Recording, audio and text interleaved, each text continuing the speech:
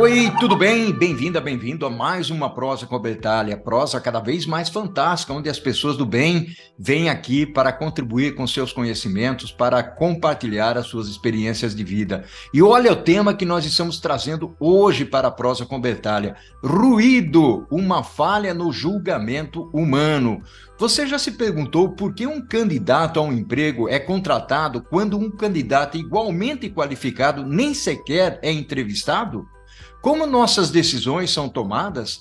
Como chegamos a elas dentro e fora do mundo corporativo? A resposta, de acordo com o escritor Daniel Kahneman, é o ruído. Segundo eles, o ruído é a variação inesperada e indesejada nos julgamentos humanos. Ele argumenta que entender e neutralizar esse tipo de ruído é fundamental para melhorar o julgamento que afetam alguns dos aspectos mais importantes de nossas vidas, incluindo nosso sistema de justiça, assistência médica, educação e decisões de negócios. Vamos refletir sobre esse tema fantástico aqui na Prosa com Bertalha. E para isso eu terei o privilégio de trazer aqui para prosear comigo o meu amigo Eurípides Gomes. Olha só que honra, que orgulho trazer aqui para prosear comigo o meu amigo Eurípides Gomes. Eurípides, meu caro, seja bem-vindo à Prosa com Bertalha. Muito obrigado, Bertalha. É uma honra para mim estar aqui conversando com você, um astro dos canais digitais aqui do Brasil. Meu amigo, você que é um profundo conhecedor aí do mundo corporativo, nós nos conhecemos lá na velha e querida HP, mas eu gostaria que você falasse um pouquinho de você. Quem é o Eurípides? Bom, sumariamente, Bertalha, eu passei toda a minha carreira na Hewlett-Packard, eu fui responsável por América Latina, teve um período de 3 anos por Américas e ultimamente, nos últimos anos, por 6 anos no Oriente Médio, basicamente Israel. Eu cuidei basicamente de toda a operação end-to-end, até a reciclagem, né, de produtos, e com exceção diretamente de finanças e pessoal. Embora eu tivesse gente dessa área reportando a mim, trabalhando no meu grupo, eu não os tinha sobre a minha, eu não fazia avaliação deles, né?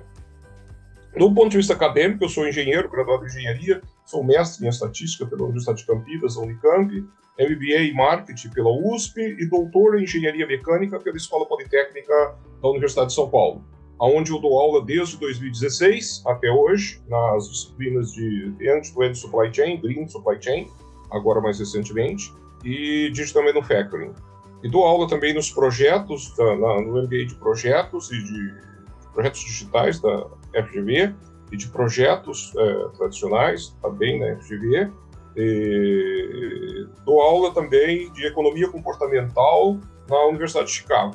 Nos últimos 2 anos e meio, 3 anos, já foi entrando já terminei agora o 10º curso, na verdade, a 10ª turma.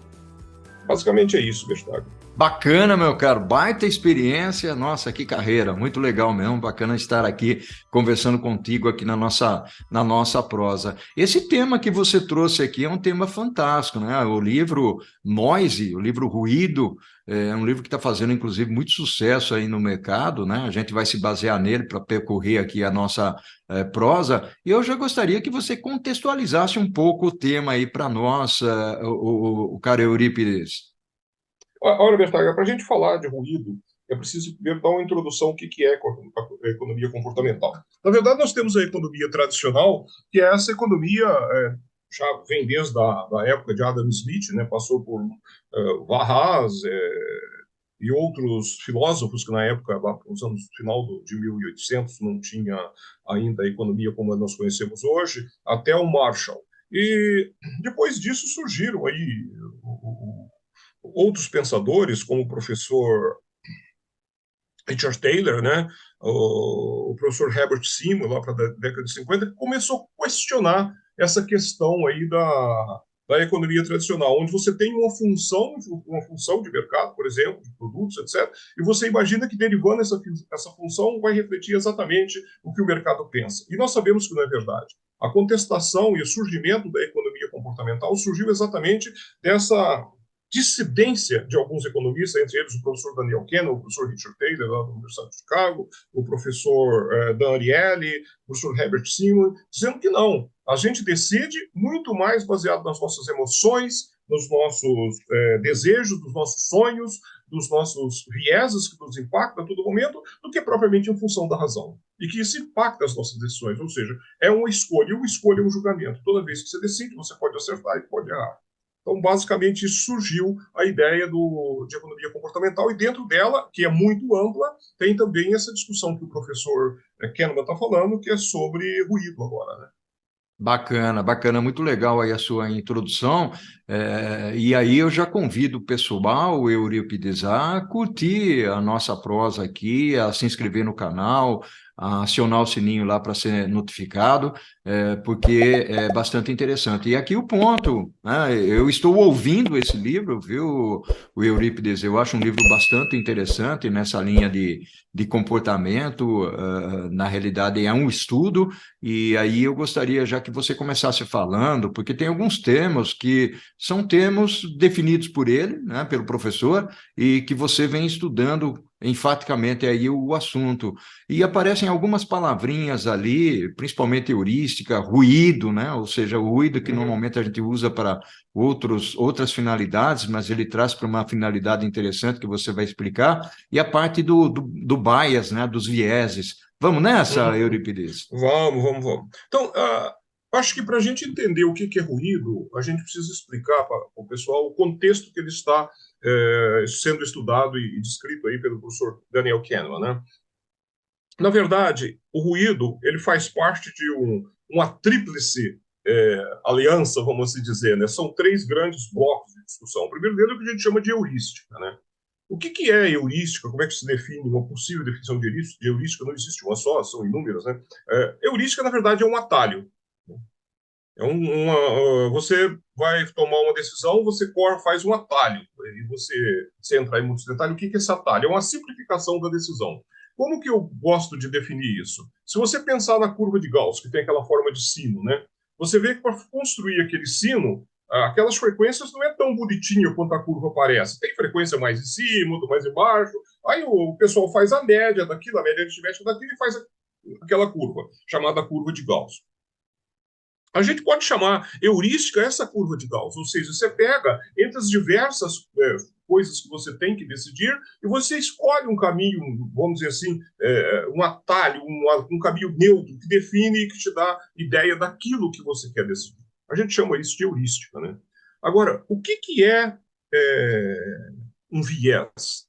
Viés, quando você tem um determinado desvio na hora de tomar a decisão, que ele pode ser benéfico ou maléfico, depende de como você faz, que ele começa a ser repetido muitas vezes, isso a gente chama de desvio, a gente chama de viés, né?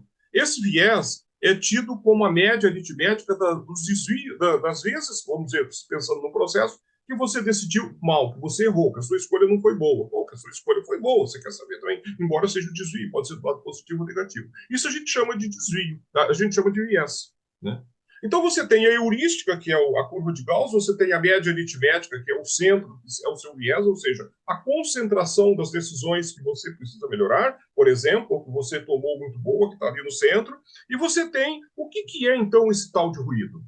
O ruído você pode definir, para ficar bem claro, como desvio padrão ou variância, depende de como você vai tratar. Se o desvio padrão, se você fizer a raiz daquilo, se não, se tiver sigma ao quadrado, é a variância. Mas, ou seja, é um outlier desse conjunto que nós estamos discutindo, entre heurísticas, vieses e ruído. E esse ruído, sendo um outlier, ele pode influenciar negativo ou positivamente para você também. O fato é que a grande maioria das vezes a gente acaba sendo acometido por um viés que não nos ajuda muito bem nos nossos negócios ou nas nossas tomadas de decisões. Legal esse ponto aí. Quando você falou tomada de decisões, eu queria que você trouxesse isso para o contexto da vida prática também, já seguindo nesse raciocínio seu aí, Uhum. Eurípides. Na vida prática, você, quando vai tomar uma decisão, vamos assim dizer, né? A gente você tem que levar em consideração que, embora você tenha números, como nós dissemos no início da nossa conversa, porque a economia tradicional é aquela que tem uma função, essa função pode ser derivada em primeira ordem, em segunda ordem, você pode extrair quantos dados você quiser ali. Agora, querer que ela adapte-se ao mercado é muito difícil, né? Porque todos nós decidimos de outra forma, pensando nos nossos sonhos, desejos, etc. Haja visto, como você colocou na introdução, o professor Kahneman mostrando que nos Estados Unidos, por exemplo, vários juízes para o mesmo crime tomam decisões diferentes, né? Então, como é que você vai fazer no nosso dia a dia para você garantir que as decisões que você vai tomar sobre um processo é legal? Se você vai ver o seguinte, que você tem em cada um de nós das empresas a intuição, não é verdade? Todos nós temos uma intuição. Você tem uma intuição que determinada equipe vai ganhar, que determinado medicamento é melhor do que o outro, ou que determinada região é melhor do que a outra, mas que não necessariamente é consenso nisso. E nem se for consenso, não garante que seja verdade, né?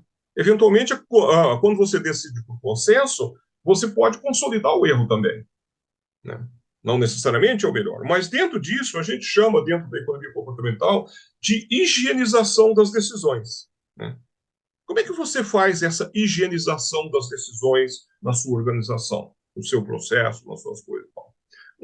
Tem um certo critério discutido aí pelo professor Kahneman e também pelos demais estudiosos dessa área, do professor Dan Ariely, o professor Richard Thaler, da Chicago University, que você tem que ter um processo estruturado de decisão, né? Agora, Vestagra, você sabe, ter um processo estruturado garante a melhor decisão? Não.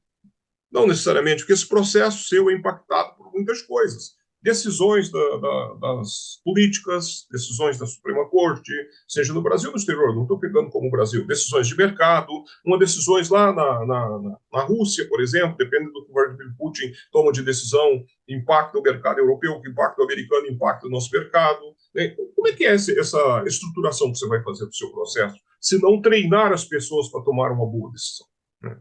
A primeira coisa, então, resumidamente, é você ter um processo estruturado. O segundo ponto interessante é você comparar os processos.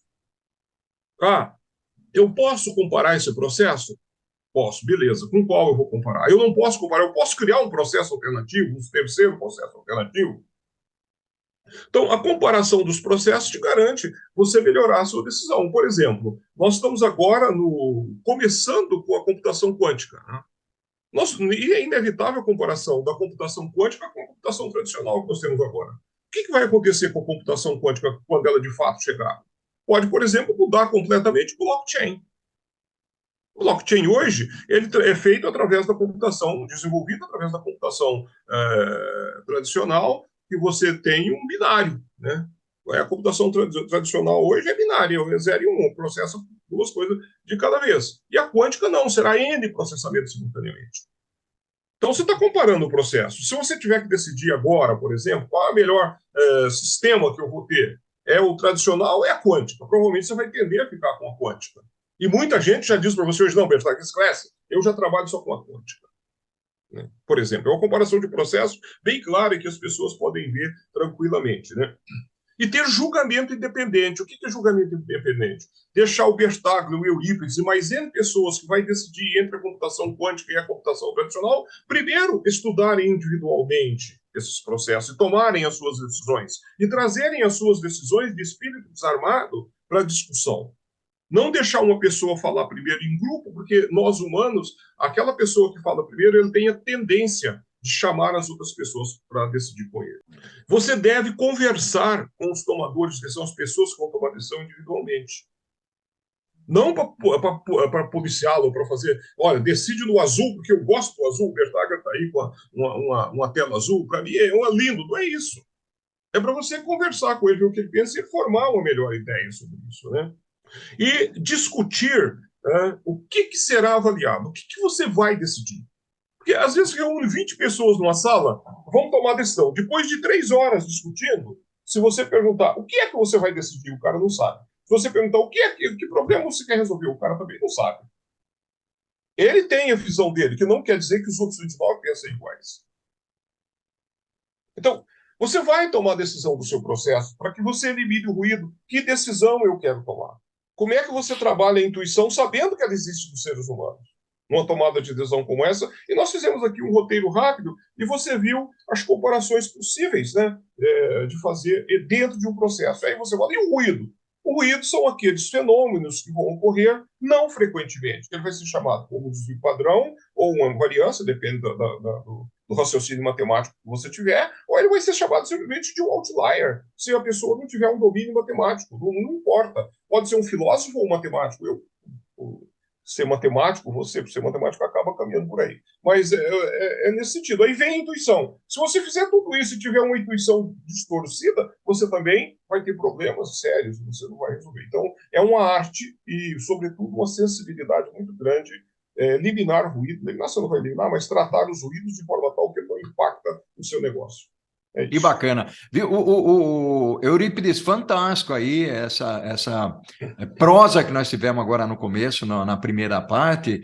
Eu gostaria de convidar você para a gente tomar uma água, um café, e nós vamos para o segundo tempo da nossa prosa, onde eu gostaria de explorar mais essa parte de viés, de ruído, trazer um pouco para a nossa realidade pessoal, o que causa, né? Qual é a causa principal do ruído? Por que a gente julga tanto, né?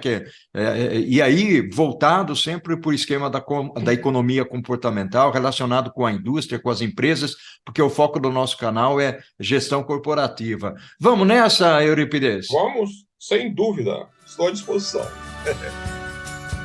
Olha só que prosa fantástica aqui com o Eurípides, falando de um assunto super interessante que afeta sobremaneira as decisões que nós tomamos no nosso dia a dia, seja no âmbito pessoal ou seja dentro da empresa que nós trabalhamos. E eu convidaria aqui novamente a continuar na prosa o Eurípides para a gente explorar mais dessa parte de viés, de ruído, o que causa o ruído, por que nós julgamos tanto, né? Vamos desbravar esse tópico, Eurípides? Vamos trabalhar. Uma coisa interessante, Roberto, que você fala de viés e ruídos. Recentemente, agora nesse segundo semestre, eu ajudei umas ONGs lá de Curitiba, né, a pedido do pessoal da FGV de Curitiba, a desenvolver determinados projetos. Tinha uma ONG que ela cuidava de, uma delas, eu trabalhei com 5, uma delas, ela cuidava de defender mulheres que, por alguma razão, enfrentou algum problema com a justiça. Né? Então, a advogada-chefe dessa ONG, ela me relatou uma coisa impressionante. Ela disse o seguinte, olha, Eurípides, de 150 mulheres que foram julgadas aqui no estado do Paraná e que eu as defendi, eu tive uma observação muito interessante. Essa observação, interessante e triste, ela disse, mas que observação foi essa? Ela me disse, olha, dependendo do traje que a mulher, que estava supostamente a ré, se apresentava perante o meritíssimo juiz, para o mesmo crime, ela tinha penas diferentes. Então, Uau. para o mesmo, veja bem, para o mesmo crime, a mulher, perante o juiz, tinha penas diferentes. Então, essa questão, que tipo de viés impacta um certo juiz para fazer ele fugir da tradição, né, das leis, etc., e julgar, interpretar isso de outra forma. O que vem muito, se você vê lá o livro do professor Kahneman, ele cita exemplos nos Estados Unidos de médicos que prescrevem para a mesma doença medicamentos diferentes, ou interpreta aquela doença de forma diferente. Isso a gente chama de viés, que são vieses que impactam o ser humano. O tipo deles tem 180 cadastrados. Tem viés, por exemplo, da autoconfiança. Suponha que o médico ou o juiz é tão autoconfiante, ele conversa com a mulher e fala assim, essa mulher está usando a camisa roxa, a mulher que usa a camisa roxa, ele tem a determinado tipo de crime, vai lá e condena. Ou então ele pode pegar o viés da representatividade, né? Que ele associa aquela pessoa a uma outra que ele viu, que cometeu o mesmo crime. Ou ele pode associar o viés da disponibilidade, que é o último dado que ele viu está na nossa mente, né? E também toma decisão. Por exemplo, você foi ao cinema uma vez, você viu o pessoal comendo pipoca, quando você sai do cinema, o primeiro carrinho de pipoca que tira, vai lá, você compra um saco de pipoca para você. Né? Então, esses são, eu citei 3 exemplos para você, mas tem outros, muitos, inúmeros. Por exemplo, o viés do status quo. Né? Você não quer perder aquele status. Né? Status você ganhou, você conquistou, e você fala, por isso aqui eu não vou sair. Então você tende a decidir defendendo esse tipo de coisa, não em função da razão, né? E você vê no mercado financeiro, tem outros vieses também que é muito interessante. Por exemplo, o viés do país de origem. Tem gente que investe só se os ativos forem do país que ele mora, senão ele não quer comprar. Resiste muito os ativos de outros países, né? Então isso a gente chama de viés. Agora, os pequenos ruídos oriundos desse tipo de comportamento é que a gente chama de ruído mesmo, né? Falei de ruído, menos desvio, né? A gente chama de ruído, que é uma Uhum. coisa que acontece aleatoriamente, eventualmente, mas não com frequência de tal forma que você pode identificar em forma de um segmento, de uma dimensão, como uma média aritmética, uma média geométrica, a média que você quiser. Eu falei da média aritmética, mas dependendo da disposição dos dados que você colocar lá no seu estudo estatístico, vai dizer que tipo de desvio padrão, de medida de tendência central você vai escolher. Se é uma média aritmética, se é uma média ponderada, se é uma média lá daquela lá do Weibull, enfim por diante, assim por diante, né? Você tem muita coisa a estudar, é bem mais profundo. Você poderíamos aí discutir, daria certamente algumas teses de mestrado, doutorado, aí, falando só sobre isso, né? É muita coisa nesse sentido. E quando nós falamos, vou trazer um exemplo aqui para fazer uma consideração. Quando nós olhamos para a China, por exemplo, lembra daquela época em que o produto chinês, nós chamávamos até de Xing Ling, né? Computadores, É, peças e tudo é, mais. é. Esse é um exemplo de que o viés seria comprar os produtos de um país como a China, ou já ter uma tendência de não gostar de produtos da China. E onde estaria o ruído aí? Eu queria entender um pouquinho esse exemplo. Não, eu creio que aí, Bertaglia, se me permite, me parece muito mais uma decisão basicamente por custo do que propriamente por um viés em si. O cara é mais barato, ele compra, ele não quer saber, né? Então, aí está dentro da economia tradicional, e não tem, o cara está escolhendo por custo. Lá na China, todo mundo que comprava o produto lá da China, ele não estava preocupado com a qualidade, muitas vezes. Ele queria comprar aquele produto que era mais barato. Tanto é que a maioria das indústrias, uma grande parte das indústrias americanas e da Europa e tudo mais, e mesmo do Brasil, foi para lá. Você tocou num ponto muito importante. Por exemplo, se você pensar, embora não seja, eu acho que não se enquadra dentro disso, mas só para a gente ilustrar, se você for aqui no Leroy Merlin hoje, pegar uma torneira, uma maçaneta, etc. Tal, a probabilidade dela ser feita na Europa, inclusive, né, na Índia, na Malásia e na China é muito grande. Não é feita aqui no Brasil. Mas isso não tem nada a ver com o país de origem. O cara não quer fabricar aqui no Brasil porque não gosta do Brasil. Ele não fabrica aqui no Brasil porque o custo é muito alto. Tem Uhum. o custo Brasil. O custo Brasil inviabiliza a nossa indústria, né? E não só o custo Brasil do ponto de vista dos impostos, que as pessoas tratam, vamos fazer uma reforma tributária para facilitar, mas eles não querem mexer em nada, eles querem acomodar as coisas, falar que simplificou, mas o custo continua o mesmo, né? Não é suficiente. Não é suficiente, por exemplo, quando você vai nos portos, que demora 20, 30, 60 dias para desembaraçar um produto, e ele diz que não, se vier no Canal Verde está tudo beleza. Mas um cara que arrisca 2, 3, 10 milhões de dólares e perde esse dinheiro, amarra esse dinheiro por 2, 3 anos e não consegue liberar, ele nunca mais volta a fazer negócio aqui com a gente, né? Ele não quer ficar. A maioria das pessoas tem aversão ao risco, né? Então, Interessante. o Uhum. ruído, o viés, a heurística, o viés e o ruído, ele está muito realmente voltado às nossas decisões, né, em processos e muito mais cognitiva do que propriamente prático, né? E é interessante isso. Eu gostaria de explorar um lado que porque isso é comportamento humano, né? Ou seja, as Uhum, pessoas têm a tendência de julgar. É o exemplo que você trouxe aí das mulheres, né? Ou seja, o juiz, em uhum. função do traje, da cor, da roupa, Isso, ele tomava isso, decisões variadas. isso, E aí a isso. pergunta que fica, o Eurípides, é a seguinte: existe alguma forma de nós, eventualmente, eliminarmos esse tipo de problema? Como prevenir erros que são causados pelos vieses ou por esse tipo de julgamento? Existe alguma forma? Uma forma mágica nunca, não existe, eu nunca li, pelo menos, esses 3 anos que eu dou aula dessa disciplina aqui na Universidade de Chicago, eu nunca vi. Todos os livros que eu já li, esses 20 livros, não existe uma razão É uma forma de você fazer isso. E, na verdade, ao longo desse estudo que eu tenho feito nesses últimos 3 anos, eu cheguei à conclusão, Vestager, que o processo mais descontrolado que existe no mundo é o cérebro humano. Porque você, vamos dizer assim, sobre excitação, você está aí, alguém te provoca de uma forma ou de outra, você muda completamente a sua forma de decidir. Né? Então, a maneira que você tem de minimizar isso é você dominar essa questão de heurística, viés de ruído, e você evitar trazê-los para dentro do seu processo de decisão. Você fala assim, caramba, aqui, por que eu quero decidir dessa forma? Uma coisa muito comum que acontece, por exemplo, é o viés da ancoragem.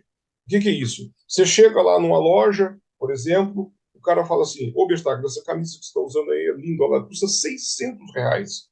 Estou dando um desconto de 30%. 3 vezes 6, 18, 180, você vai pagar só 420. Bestaco, sai, passeia, volta, compra a camisa, chega e fala para a mulher, olha, eu comprei aqui, ó, um descontaço, era 600 e eu comprei por 420. Mas quem disse que de fato ela custava 600? Entendeu? Não é verdade. Ela pode ter custado muito menos. Né?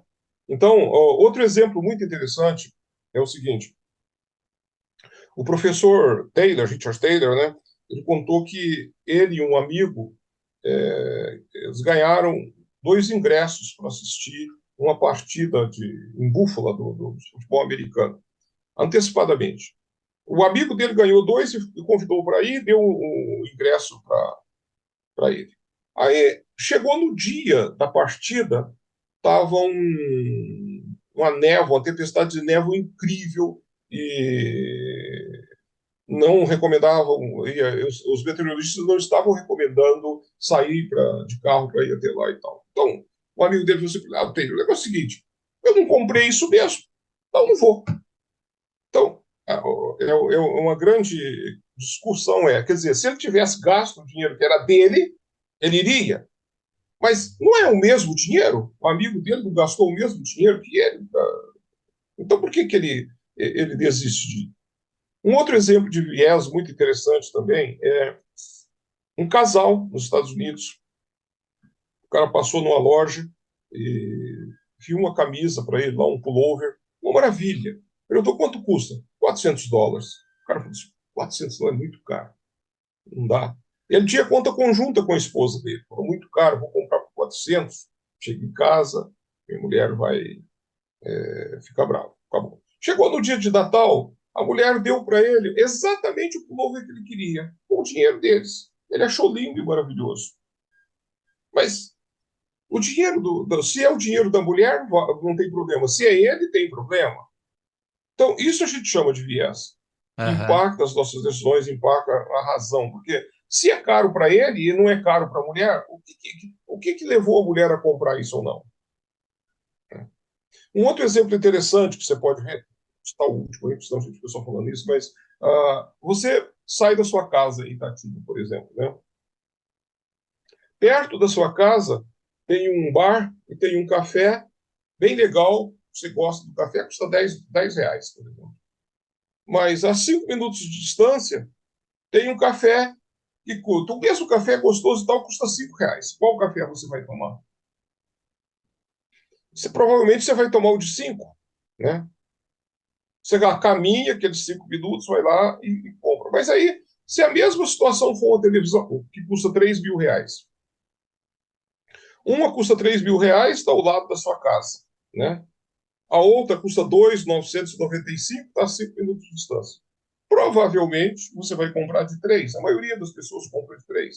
Mas 5 que você está querendo economizar não é a mesma coisa do café. Mas por que você tomou a decisão, né, diferente? É. Porque a nossa mente, eles têm um chamado de efeito escala, né? A nossa mente tem pesos diferentes à medida que você escala isso, você aumenta. Não, 5 de reais de 3.000 é um número muito pequeno em porcentagem, mas 5 de 10 é 50%. Mas continua sendo R$ 5. Sim, sim, Né? valor Você absoluto, toma sim. decisões diferentes. Valor absoluto. Mas então, aí você começa a ver, né, as contradições. Outra coisa muito interessante que você tem que observar nessa questão é aquela questão da cegueira, né? Cegueira.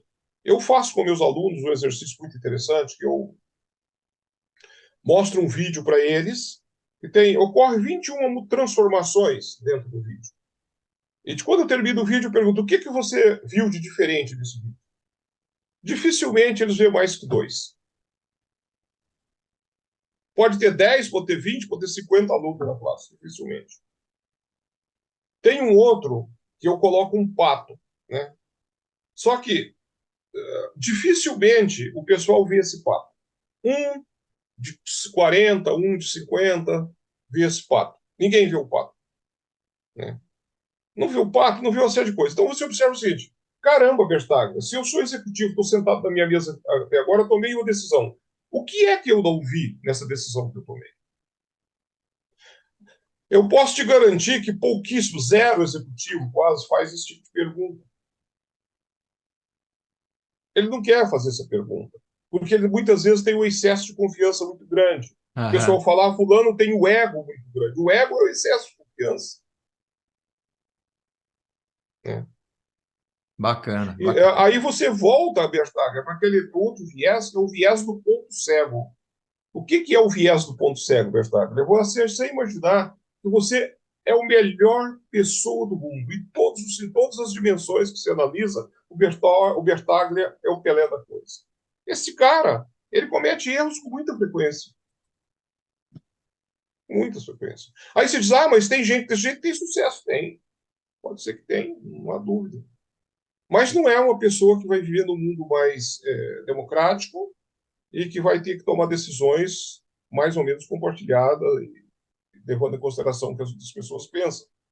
Provavelmente o Al Capone teve muito sucesso, né? Ele era egocêntrico, ele tinha uma série de coisas, mas ele matava o cara, né? Não sei o que lá, mas eu mato você, pá.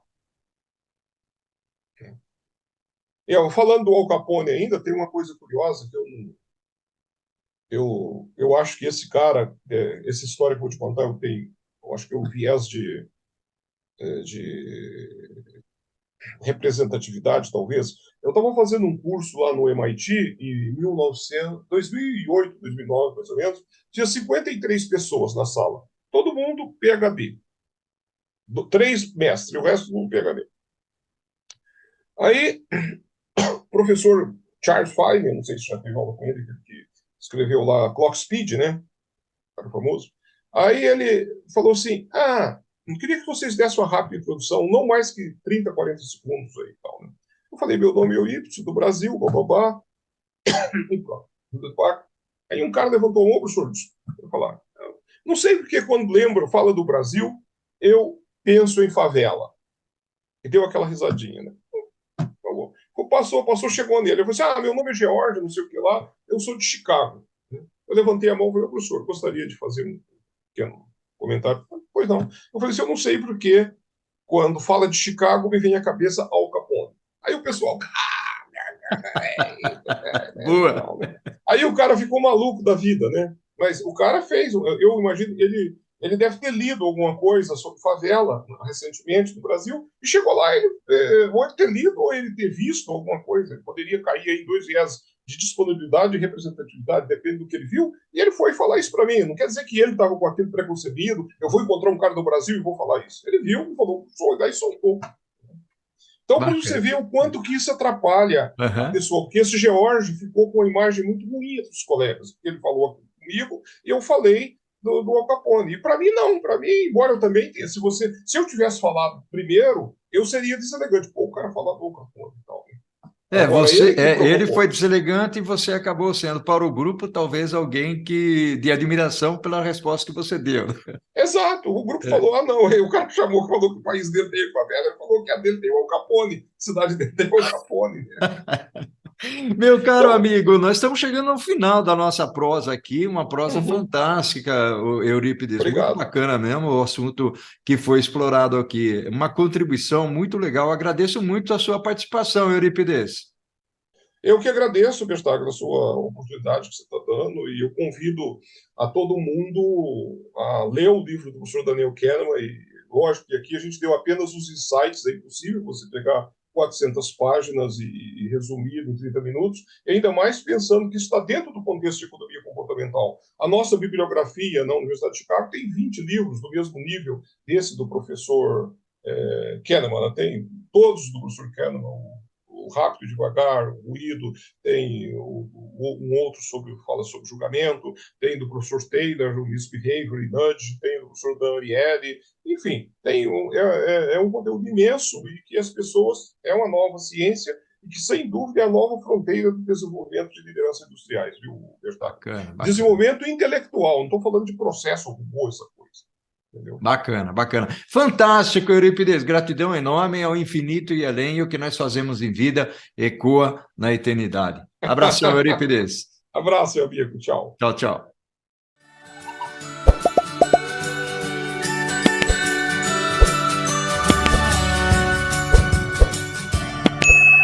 Ao infinito e... Amém!